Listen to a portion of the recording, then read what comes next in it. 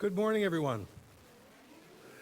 Welcome to the Unitarian Church of Edmonton. My name is Gordon Ritchie, he, him, and I will be your service leader this morning. I am also the co-conductor of our church choir, Chorealis. Now, usually I'm joined with Karen Mills as my co-conductor, but she and her husband, Andrew, are off on a well-deserved holiday at the moment, and they will be back with us next week. And as a result of Karen being away, I am so thrilled that we have with us this morning Sally Hunt, who's helping out on the piano this morning. Thank you so much for being here, Sally. And our minister, Reverend Rosemary Morrison, is also off today, and she'll be back with us next Sunday. We do have two church-related announcements. We're going to start off with Lynn, followed by Marilyn.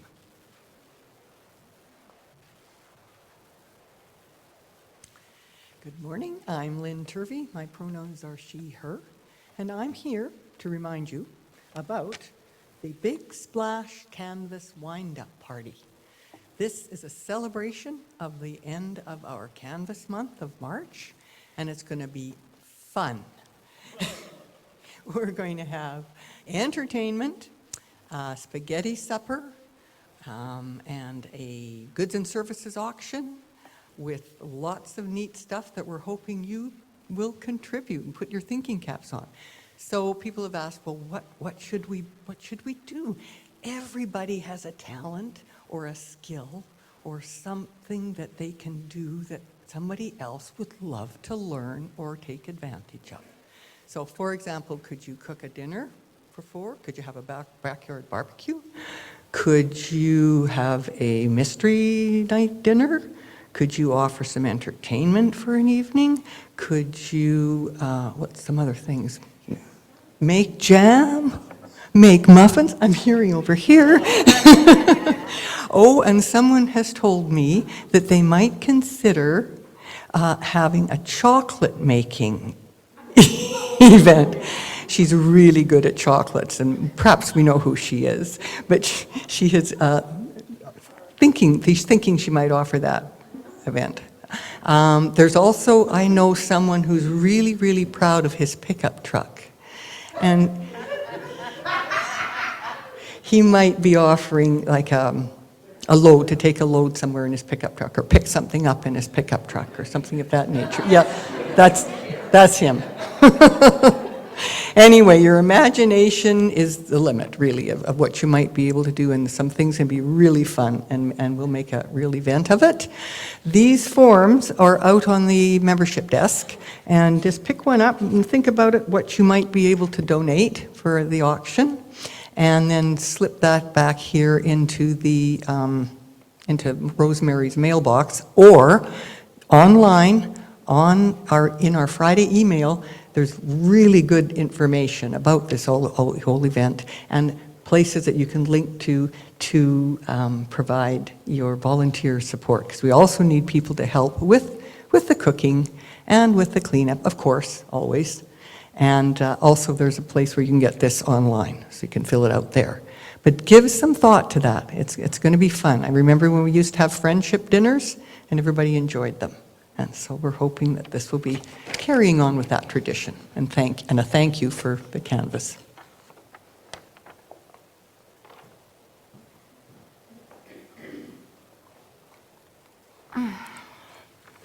Good morning. I'm Marilyn Gay. My pronouns are she, her, and I promised Gordon I'd be brief, which is a challenge. I'm here to bring to your attention the fact that today is International Women's Day.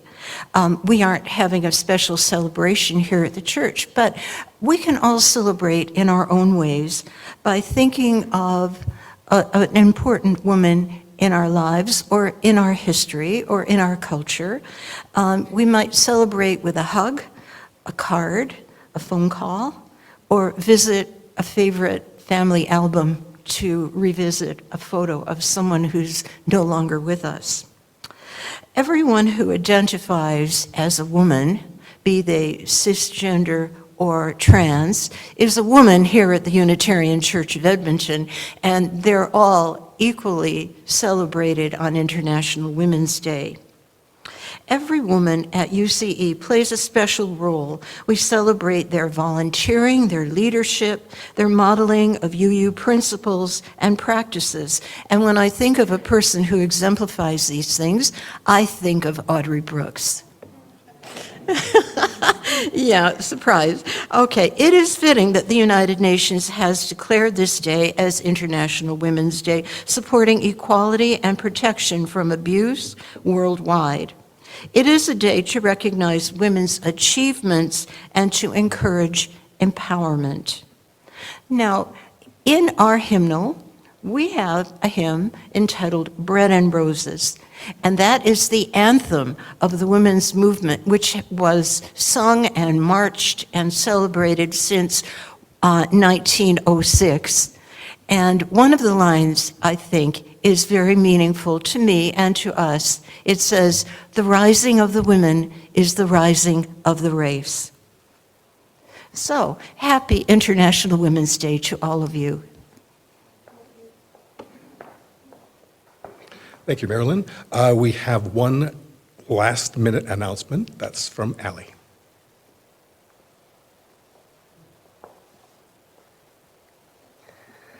Thank you, Gordon. My name is Allie Hamilton, she, her, and about 8 times a year, a bunch of us gather together here in the sanctuary. We are the UCE Pagan Chalice Circle, and we gather to celebrate the equinoxes, the solstices, and the cross-quarter days of the pagan calendar.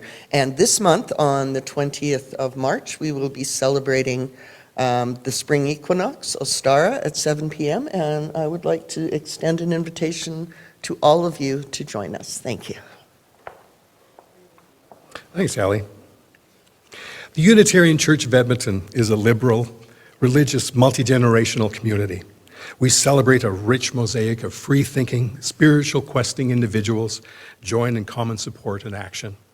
We welcome diversity, pursue the common good, and work for justice. We believe in the compassion of the individual heart, the warmth of community, and the search for truth and meaning in our lives. We gather with gratitude today on Treaty 6 territory. A treaty is an inheritance, a responsibility, and a relationship. May we be good neighbors to one another, good stewards to our planet, and good ancestors to all our children. And so as we begin our time together, I invite you to quiet yourselves and any electronic devices that you may have with you this morning. If you are a newcomer or relatively new with us this morning, a special thank you for being with us today. We do have a potluck, our regular monthly potluck, which follows this service. All of you here are welcome today. And if by chance you didn't bring something or didn't know about it, well, never mind. There is always lots of food. So please make sure that you come and join us following the service. And a special welcome for all of you who are with us online. It is good to be together. May we be reminded here of our highest aspirations and inspired to bring our love and service to the altar of humanity. May we know once again that we are not isolated beings, but are connected in mystery and miracle to the universe, to this community, and to each other. We begin our service with a prelude from Chorealis.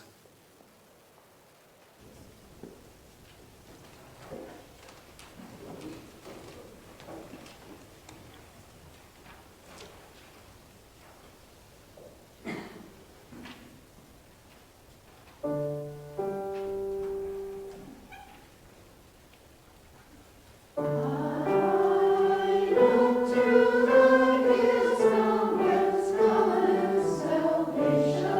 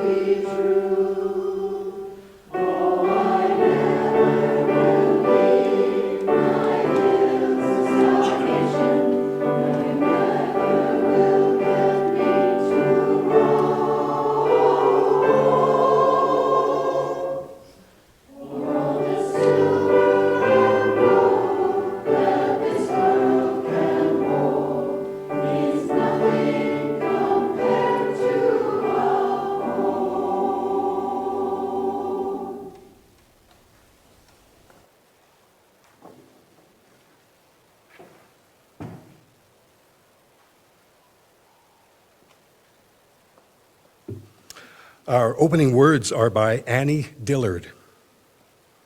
It's entitled, "So That Creation Not Need to Play to an Empty House." We are here to abet creation and to witness it, to notice each thing so each thing gets noticed. Together we notice not only each mountain shadow and each stone on the beach, but we notice each other's beautiful faces and complex nature so that creation need not play to an empty house. Our first hymn is number 77. The words will be coming up on the screen behind me. For those of you online, the text should be coming up on your screen. I invite you to join in at home as well. Don't worry if your neighbors hear you. It's a good thing. So for all of you here in the sanctuary, I invite you to rise as you are willing and able as we join in singing hymn number 77.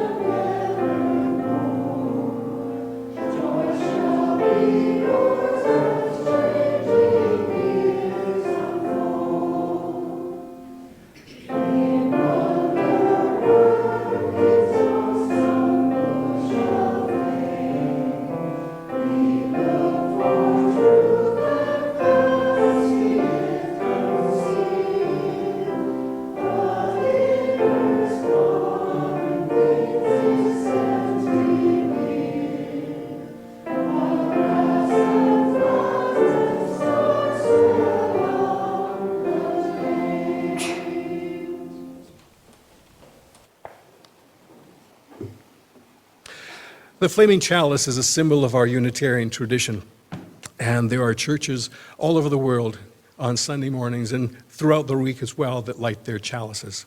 So I'd like to ask Marilyn to come forward to read the text and ask Louise to come forward to light our chalice.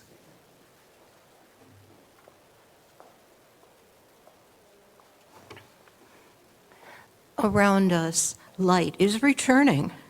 It rekindles the spirit of life in the skeletons of trees. It brings forth new shoots from the soil. It wakes us from our winter slumber and invites us to see what lies beyond. We light this chalice in the spirit of Earth's awakening and to reaffirm our commitment to the value of our home. Thank you.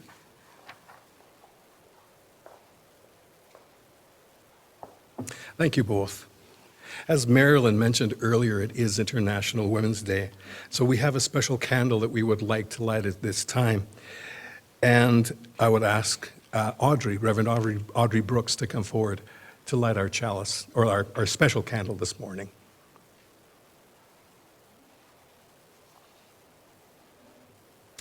This is a International Women's Day prayer, which I came across. Today, as we mark International Women's Day, we give thanks for women and girls all around the world, for those who have stepped into roles which have been costly, who have pushed past obstacles of injustice, who stand tall with pride and dignity in the face of oppression, whose resilience inspires and gives us hope. For those whose lives inspire us to become better human beings, we give you thanks.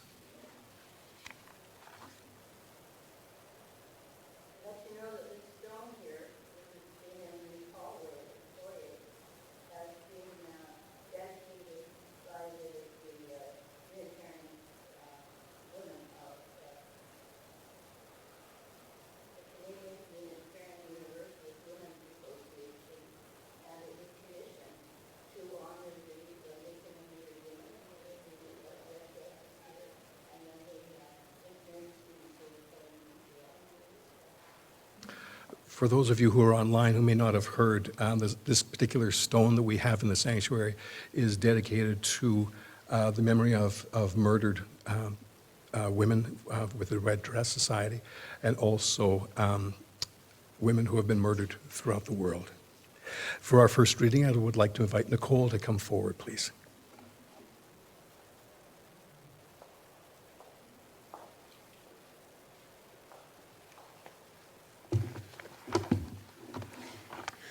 Good morning. My name is Nicole Wright, and my pronouns are she and her, and today I will be reading for you Set in Stone by Victoria Safford. In a cemetery once, an old one in New England, I found a strangely soothing epitaph. The name of the deceased and her dates had been scoured away by wind and rain, but there was a carving of a tree with roots and branches, and among them the words, "She attended well and faithfully to a few worthy things." At first, this seemed to me a little meager, a little stingy on the part of her survivors. But I wrote it down, and I have thought about it since, and now I can't imagine a more proud or satisfying legacy. She attended well and faithfully to a few worthy things. Every day I stand in danger of being struck by lightning and having the obituary in the local paper for all the world to see. She attended frantically and ineffectually to a great many unimportant, meaningless details. How do you want your obituary to read? She balanced her checkbook with meticulous precision and never missed a day of work, missed a lot of sunsets, missed a lot of love, missed a lot of risk, missed a lot, but her money was in order.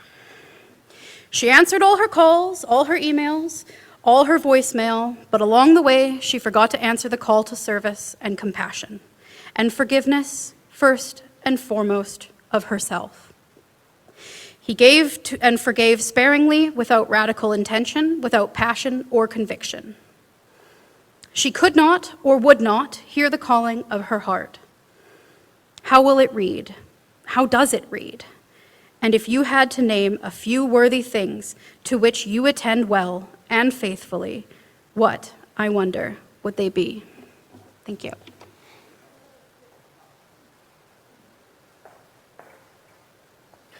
Thank you, Nicole. Before Karen left on holiday, she found that reading, and I'm very glad she did. I thought it was quite lovely and well read. It is March, which means that it's Canvas Month, and I would like to invite our president of the board, Lynn Turvey, to come forward and speak about Canvas.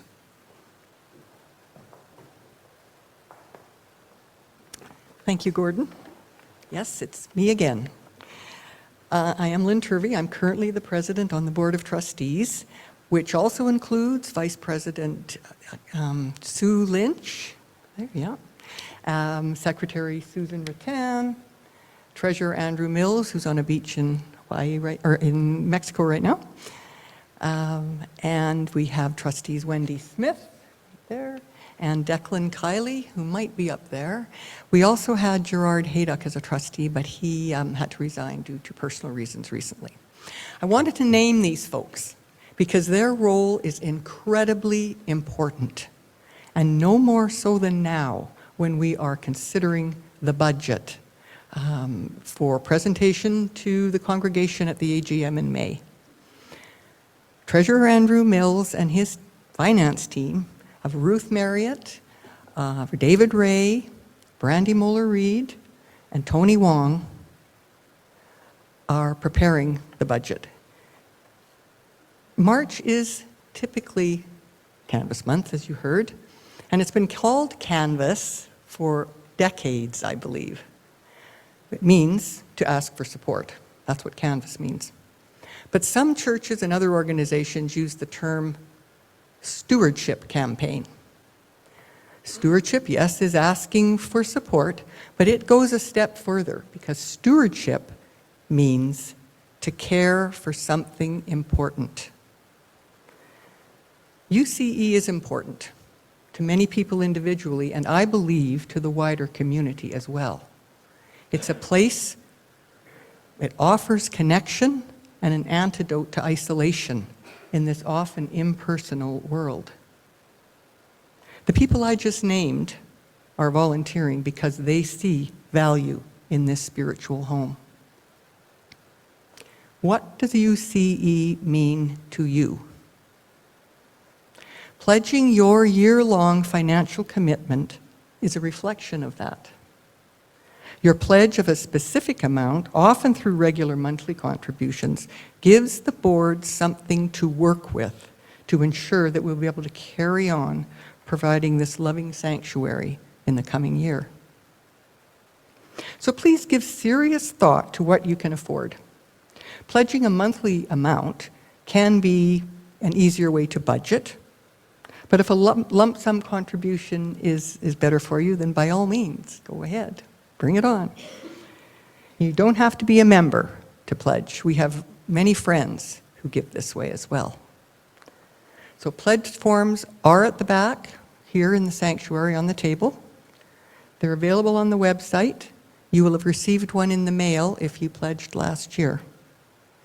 This is an important time for this community. Thank you.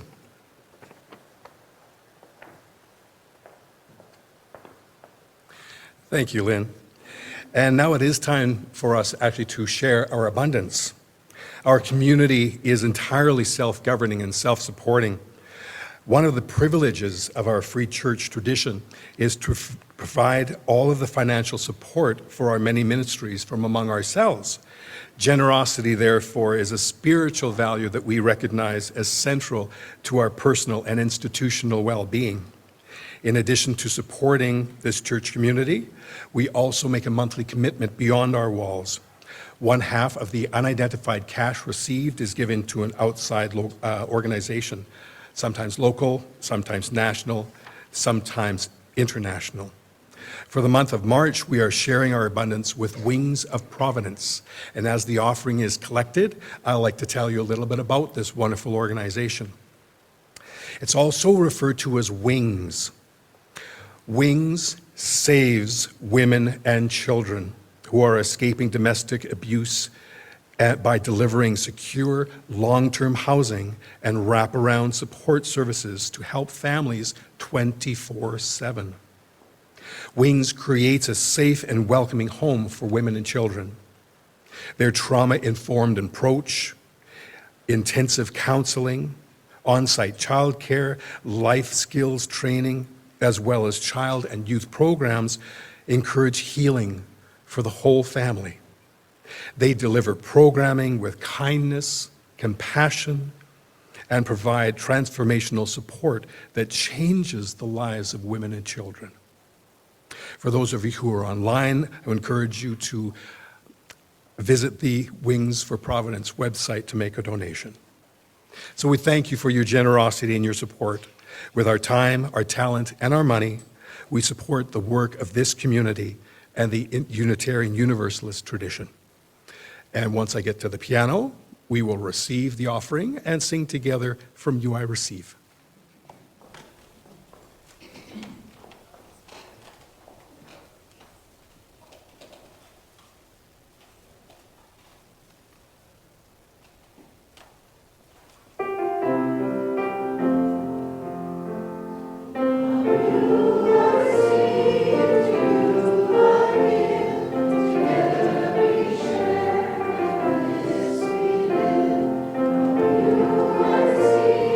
You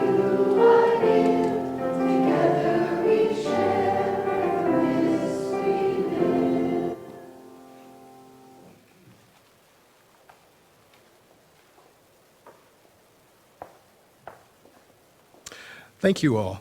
I'd like to call on Beth for our next reading.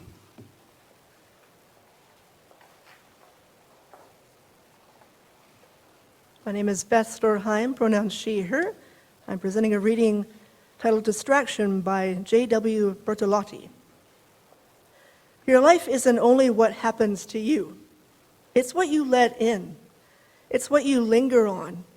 It's what you return to. This is why distraction feels strangely hollow. It gives you plenty of stimulation, but very little chosen experience. You don't decide what matters. You drift into what is loud, new, frictionless, and emotionally sticky. And drift becomes a worldview, an unconscious credo. Nothing deserves full presence. Everything can be interrupted. Every quiet moment must be filled. The deeper problem is not that you miss a few minutes. It's that you slowly lose the thread of your own life. You become someone who is always around, but rarely here. Thank you.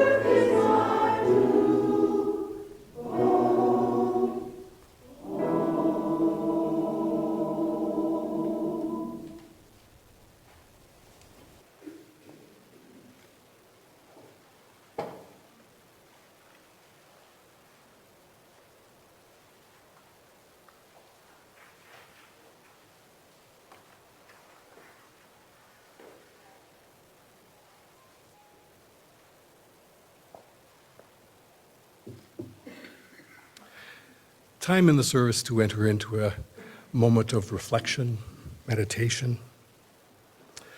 And I offer this reading. It's entitled Witnessing Prayer. It's by Kate Steinberg. Spirit of life, love that calls us to love, care that calls us to care, presence that calls us into presence. We give thanks that we have been brought together in this beloved place, this holy sanctuary, this sacred harbor where we bring ourselves as we are in times of sorrow, in times of joy, in times of confusion, in times of fear, in times of clarity, in times of quiet acceptance. In our efforts to pay closer attention to our inner lives, to each other, and to the world around us, may we notice divine essence today, however this essence expresses itself. May we cultivate presence with awe while we attune to murmurs and shimmers within us and around us, whether it be a spark of a new idea, a vulnerable share from someone we love, or unexpected warmth from someone we don't know. May we continue to attune to what Reverend Howard Thurman called the sound of genuine within ourselves. May we become quiet enough and still enough to notice the deep call within us that lures us towards what really matters most. That lures us towards freedom and purpose. We ask for guidance and space and time to do just that so that we can learn to live we feel most called to live. Today, we remember the people who have paid close attention to us in our lives. These people have loved us into being through the way they witnessed us. The way they attuned to us both strengthened us and transformed us. We give thanks to them today. We say, thank you for witnessing me. Thank you for paying close attention to the stirrings in my heart. We also consider someone who may want to be witnessed by us. Perhaps this is someone we haven't been able to make time for. Someone we love who dearly wants our attention. May we find a way to say, I'm here for you. I'm paying close attention to the stirrings in your heart. May we continue to cultivate the practice of paying attention so that more people feel lovingly held in our hurting world. May we meet this moment and all moments ahead with spaciousness and presence. May we deeply and lovingly witness the person in front of us, beside us, and within us. Blessed be. And now let us remain seated as we sing our next hymn, number 83, Winds Be Still.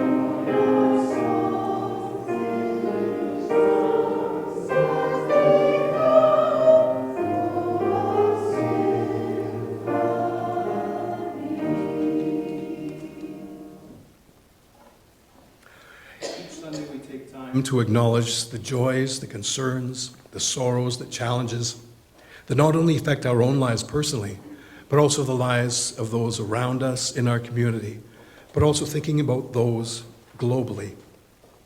For those of you online, I invite you to write your thoughts into the chat. For those of us here, if you'd like to light a chalice, I invite you to come around our circle over to this side on my left. We have a little table with tapers in it. You're welcome to light your taper from our chalice, and then proceed on to light a candle if you wish. So if you'd like to light a candle this morning for what is on your mind, what is on your heart, I invite you to come forward now.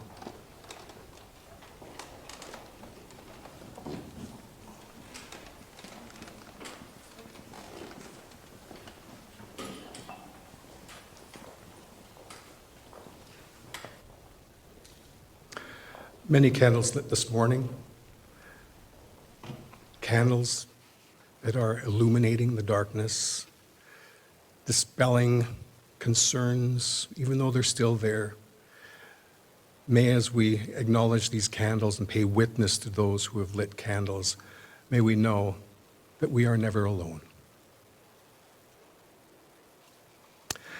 As I was planning this service, I was reminded of a video that I came across a little while ago, and it speaks very deeply to me. I have listened and watched it many, many times, and I'd like to share it with you this morning. It's entitled, "If This Time," words by Kevin McCormick, who actually reads the piece as well. Instead of offering a service leader reflection, these words say it all for me.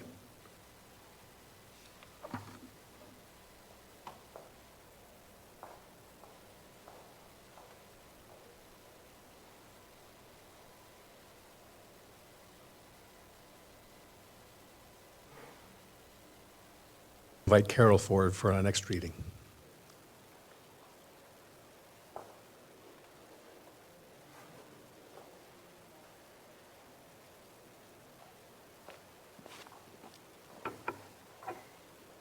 Hi, my name's Carol, and I go by the pronouns she and her. My reading is Inviting Our True Attention by Karen Johnston. I call the tall bush on my back patio burning bush because in autumn its leaves are a fiery red. All winter long I overlooked these uninhabited nests inside of it. For months and months I could have perceived, but didn't, what was in plain sight. I was delighted to finally see them today, but not surprised. In the summer, I enjoy watching birds fly into and out of the leafy, branchy mass, catching glimpses of them hopping from ground to woody perch and back again. I'm curious and a bit embarrassed that I hadn't noticed the nests until now, springtime, when the branches are about to burst forth with green. I called my partner over to point out the carefully crafted twigs, each a purposeful home, one with a bright green strip of discarded plastic cording as decoration. He too is delighted. He too had not noticed them. What else is there in this world that my hustling and bustling have barred me from sensing and seeing? What else is my oblivion, self-induced or socially constructed, hindered me from perceiving? My guess is that it's not only delights such as these nests, but violence too that I would perceive if only I gave it my true attention. Acts of exclusion, discrimination, and the impacts of systemic oppression are all there, right before me. I don't always perceive them. I've been taught to not see them, but they are there nevertheless. What else have I missed as I move through this world? How might I wipe the dust clouding my vision and be available to reality as it really is? I'd like to end with a prayer. Spirit of life and love, may my senses be attuned to that which is just or is in need of justice, and to that which is compassion or is in need of compassion. May I perceive not only my reality, but the reality of those I love and those whose company I cherish.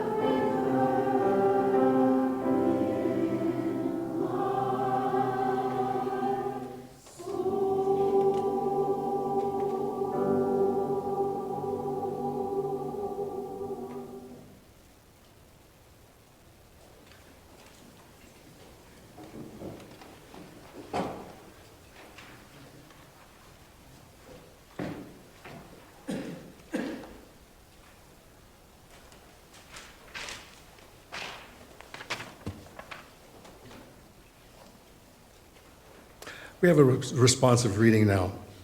The text will be on the screen behind me, and for those of you at home, will be coming up on your screens. There are 4 little sections that I would like you to read, but there's text that I'll be reading in amongst that. So when it comes your time to speak, I will say, together we say, I will give you a little cue before each of your lines. This is called We Are Called to Pay Attention. It's written by Amanda Udis Kessler. She writes, we are called to pay attention to our individual lives, to our delights and pains. We are called to understand and cherish ourselves, to take good care of ourselves, to know ourselves as loving and worthy of love.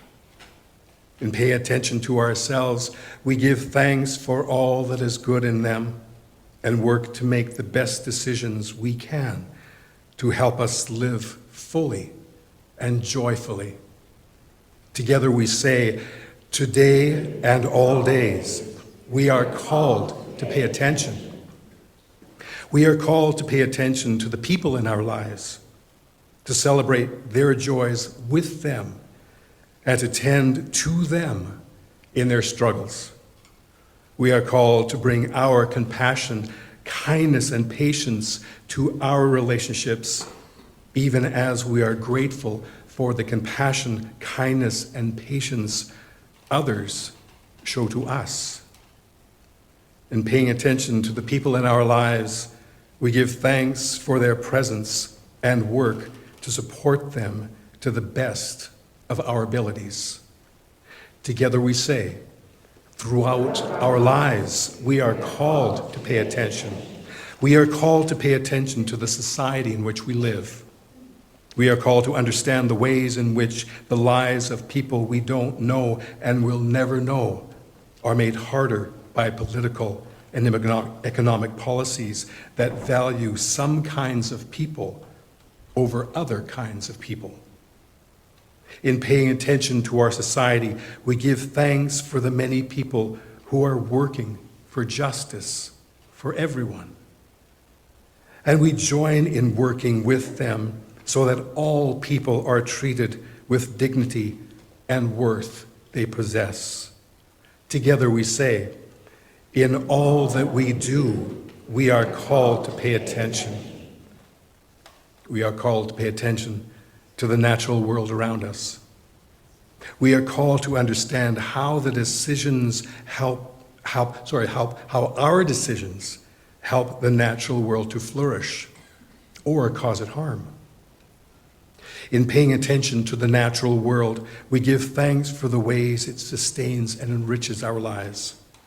And we commit to living sustainably so that all beings have the chance to live, so that many generations after our own can celebrate the planet and its gifts.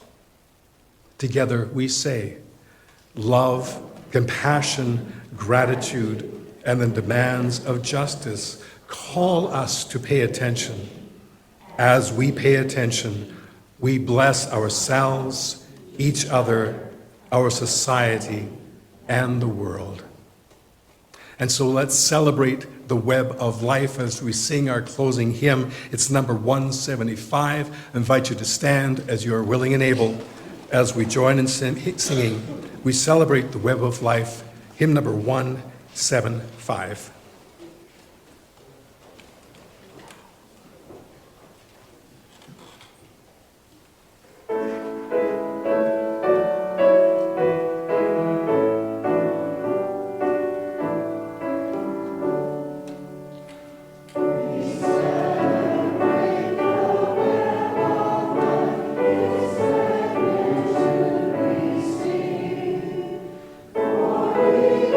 See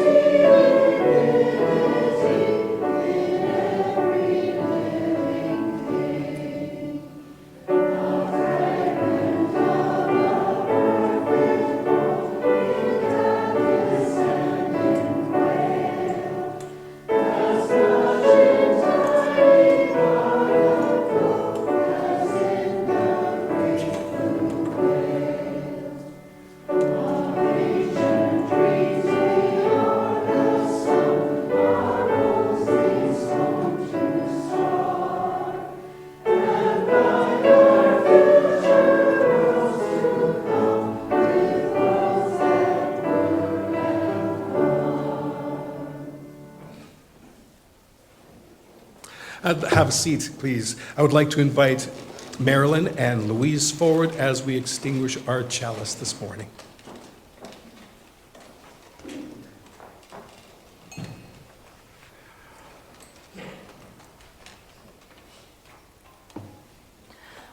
We have come to the end of our service, but not our calling in the world.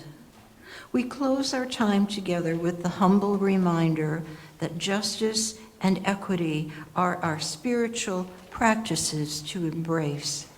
Each day, every day, we are blessed to be the embodiment of what is possible when justice and equity ground us in all that we do.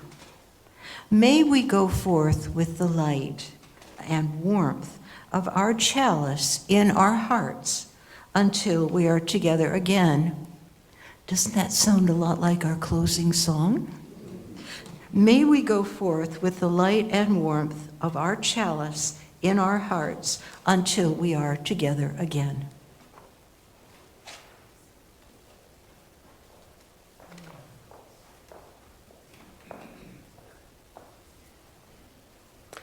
There are many people that make these services possible.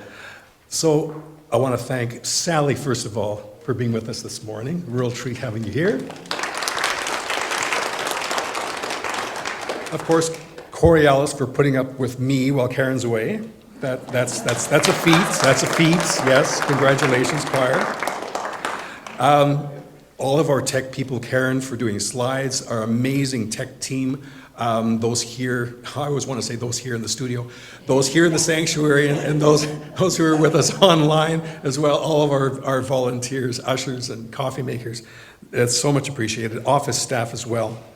Now, as I mentioned earlier, we have a potluck that's waiting for us, but we're going to do something new, actually.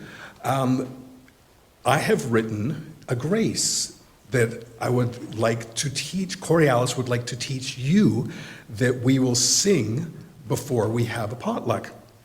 So here's the text. It's going to be up on the screen behind me.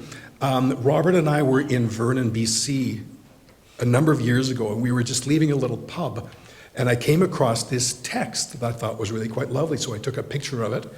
Well, it's turned into a blessing. So what's going to happen is Chorealis is going to sing it now. We're going to sing it once through, and then we'll have you all sing it together, and this will be our grace before we go off to the potluck. So we'll have Chorealis sing it once through first.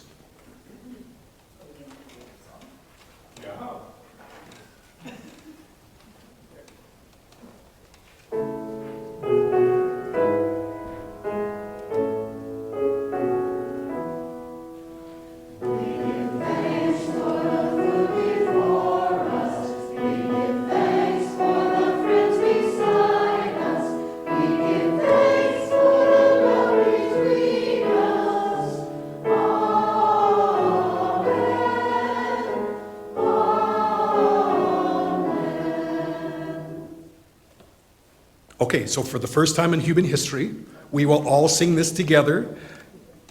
Let's just do it. Remain seated. Here we go.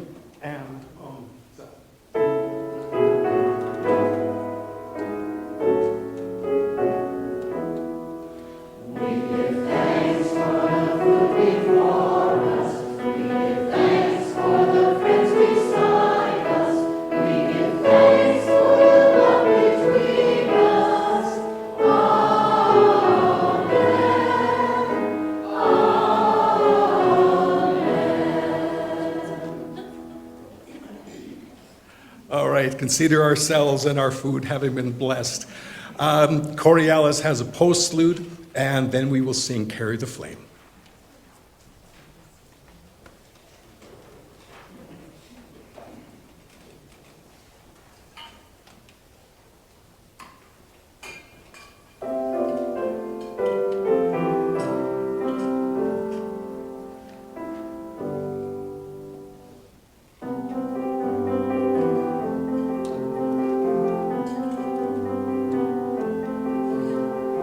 River rushing down the mountain.